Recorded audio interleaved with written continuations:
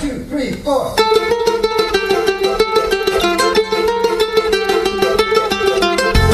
Good morning, everyone.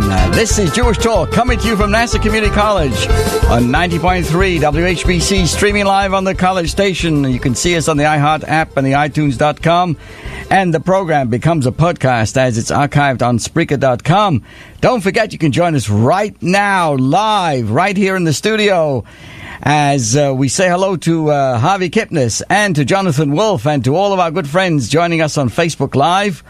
And just in case you didn't know, my name is Rabbi Pearl, and we're going to begin. Today is the Jewish month of Elul, the last month. There's just so many shopping days left now to the great holiday of Rosh Hashanah. Today is the beginning of the month of Elul, and the seriousness and the reflectiveness of this month is reflected in our increase in prayers, acts of charity, prayers, learning, and of course the blowing of the shofar. So let's prepare ourselves for Rosh Hashanah by blowing the shofar. Stand by, everybody. Here we go.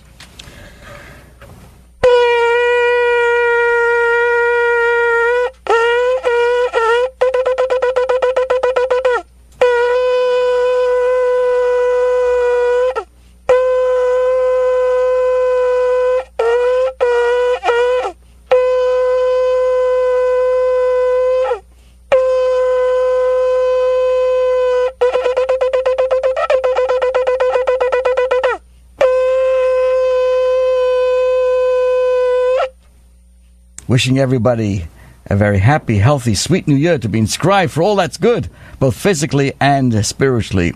And each day in the month of Elul, we, in the synagogues or at home, we blow the shofar in preparation for the great holiday of Rosh Hashanah. So before we get more into that and more deeper into the significance of this month of Elul, I have a question that we have to deal with. As Jonathan Wolf says, right from New Jersey, they have a sense of humor. It's amazing. He said, shofar, show good. That's pretty good. I've heard that one before.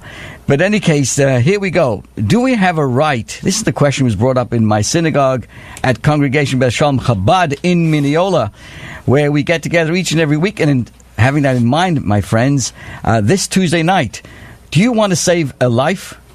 We are giving a free training of Narcan.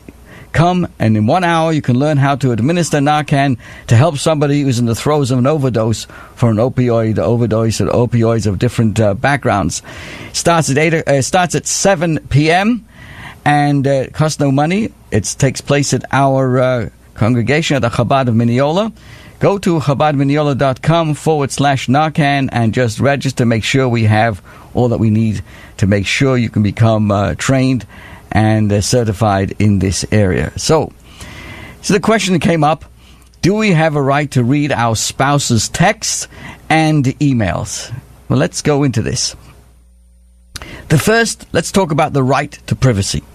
Although text and emails are relatively new inventions, the answer to this question takes us back more than 1,000 years to the time of Rabbeinu Gershom. He passed away in the year 1040 of the Common Era. He was from the earliest prominent rabbis of the Ashkenazic Jewry. Now, this Rabbi Gershon is known for enacting several bans and communal regulations, such as forbidding polygamy. And one of the best-known bans that he presented, is not to look at the letter. Don't read the letter of your friend that has sent to another without his knowledge. If it was discarded, then it's permitted.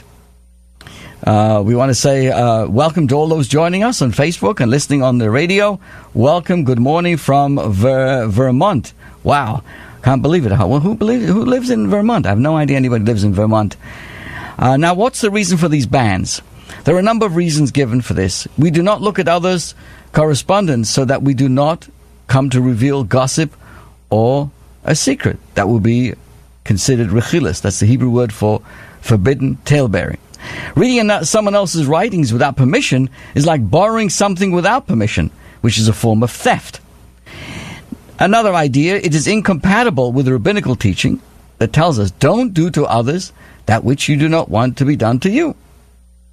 That's the background. Now, what's included in this ban? There's a disagreement whether the ban includes something like a postcard, where the writing is clearly visible on the outside and there's no envelope or seal. Some of the opinion that since it was sent openly, that is proof that the person doesn't mind if others read it. Others, though, contend that perhaps the sender doesn't mind if someone anonymous, like some mail carrier, reads it, but he's very well may mind if people in his social circle is going to read it. However, it seems clear that this ban would include email, text, or direct messages, since the prohibition is about invading someone else's privacy. Now, how about a spouse? That was the big argument that we had yesterday. According to Jewish law, whenever a person entrusts either articles or money to a colleague, he does so with the understanding that his items may be placed in the care of his colleague's spouse, the adult children, or other household members. Since one reason for the ban is that reading someone else's mail is considered borrowing without permission, some rabbis explain that you would indeed be able to read your spouse's mail, since it's similar to an item lent to the spouse. The assumption is that the sender is aware that the spouse may see the communication, and the receiver, which is your spouse, presumably has no problems with it. However, in the scenario in which your spouse doesn't let you see his or her private communications, it may be problematic to do so. If that does not sit well with you, my dear friends, I recommend that you read Cell Phone Privacy in Marriage, which discusses the question from a relationship perspective. Also, if you need to read or to see your spouse's communications to prevent adultery, theft, monetary or physical damage, speak to a competent rabbi. The ban may not apply in such a situation. Why? Because the purpose of this ban was to minimize sin, not, of course, to enable it. So, welcome everyone again. This is Rabbi Pearl, and we're now going to move into a little more serious discussion about the month of Elul. This is the Jewish month of Elul, and it's worthy to address the great opportunity that we have during this month. We'd like to say a special hello to Doug Ugent. Thank you so much. And to the Kilshevskis, who have kindly representing us in Vermont. And also to Don Gishela. Thank you, John. Better known as, I think, Jonathan. Thank you so much. So, what is this month of Elul all about? One of the most well-known parables mentioned in Chabad philosophy is that of the king of the field. This parable, whose source is first delivered by the first Chabad Rebbe, Rabbi Shneur Zalman Liadi, illustrates the inner workings of the month of Elul, which starts today, the month preceding the high holidays. Now the Rebbe, the Lubavitcher Rebbe, our Rebbe, discussed this parable on many occasions, delving into the depths and extrapolating many messages that are implied in this wonderful parable. So let me just first give you a background to this. Why we are so, serious about this month of Elul? We have to put it into a historical perspective. See, on the first day of Elul, which would be today, in the year 1313 BCE, Moses ascended Mount Sinai.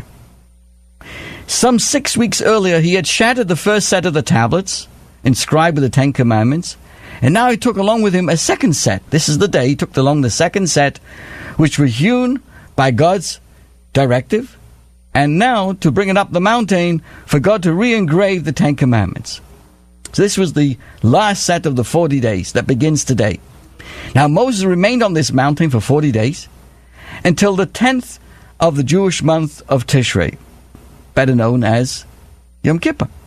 On that day he brought down the second set of tablets, which demonstrated God's wholehearted forgiveness and reconciliation with his people. Of course, this was to be followed up with the betrayal of the covenant between them and the worship of the golden calf. I want to say hello to Chaz Thompson, who is going to be our great presenter. Thank you, Chaz, for joining us today. So that's why Yom Kippur is the concluding of the 40 days that begins today with God's reconciliation with us. So ever since then, this month of Elul, because it's 30 days of this month and 10 days into the high holiday season, right? Yom Kippur is the 10th day. and we now have 30 days of this month starting today. This month is referred to a period of divine mercy and forgiveness. And therefore, our sages teach us that just as in response to God's plea for forgiveness, God said, I forgive, so too, if we do the same, if we return to the ways of God, especially during these days prior to the high holidays, we too are going to merit God's forgiveness. So all in all, this month of Elul, which we just before blew the shofar for everybody to hear, is a time of reflection, thinking of what we did in the past year and what we have to correct. So along comes the Rabbi Shneur Zalman of Liadi, the first Chabad Rebbe, and tells us, amplifies to us, this month of immense opportunity, not one of dejection. Rabbi Shneur Zalman of Liadi revealed a new dimension for this month. He taught that God is closer to us during this month more than any other time of the year. And he said, in this month of immense opportunity, it is one that we can come closer, not one of dejection. And in the Song of Songs, there's a saying, one of the sentences says, Ani ledodi v'dodi li, which translates into English is, I am to my beloved, and my beloved is to me. And in the Hebrew, Ani ledodi v'dodi li spells the first letters of the word Elul. Aleph is Ani, Lamed, ledodi v'dodi li. This verse teaches us, at this time, God's relationship to us is one of love and tenderness. Right? The words are, I am I to my beloved. My beloved is to me. You don't call someone you don't like or not feel well a beloved. Therefore, there's this extraordinary important time of closeness, not one of dejection. It is a feeling of closeness and friendship that propels us to return to God. So therefore, to illustrate this idea, Rabbi Shneur Zalman gives the following parable. During the entire year, when the king is in his palace, for most there's no possibility for an audience with the king. Even if of those who hope and apply for an audience, guess what? Only a few are actually granted one. But there comes a time when the king is not in the capital city. He's in this field. While there, every one of his subjects can go to greet him. The king graciously receives every single one of them and shows a happy and radiant face, granting them their requests. Then they escort him to the city. He enters this palace, where at that moment, once again, only a few are granted an audience. Returning with the king, though, right? You were with the king in the field, you're returning with him. The dedicated subject who greeted the king out in the field has now become part of that exclusive group, and therefore granted an audience with the king in the throne room. What's the analogy? In his great love for us, during this month of Elul, God goes out into the fields. This parable parallels our relationship with God during the high holiday season. Throughout the entire year, God is reachable through the following divine, do the right thing. His precepts, the mitzvahs, immersing in his wisdom, and the Torah. Any individual may feel, however, that he's not following the correct. And I want to say thank you to Jeff Rosner from Long Beach. Let's hear for Jeff Rosner. I can't believe it. Our program is heard in Long Beach. Where is Long Beach? I've never heard of it. So, a person may feel in the course of his life he's not living exactly the way God wants. Therefore, this is an individual akin to a citizen who left the populated capital city and he goes into some unpopulated fields or even further into the woods or into the desert.